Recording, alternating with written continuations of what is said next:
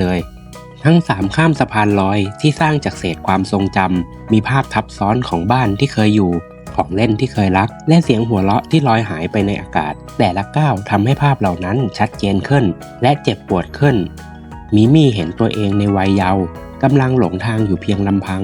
นี่ไม่ใช่ความทรงจำที่เราต้องหนีจิ๊บบอกแต่เป็นสิ่งที่เราต้องโอบรับมิมี่ก้าวผ่านสะพานนั้นโดยไม่หันกลับไปมองอีกเลยพวกเขาเดินทางไปถึงประตูโลหะขนาดยักษ์ที่ไม่มีบานพับไม่มีที่จับและไม่มีเสียงใดออกมาจากมันมีเงาหนึ่งปรากฏเป็นแมวเงียบงันมีปีกเงาและดวงตาที่ว่างเปล่า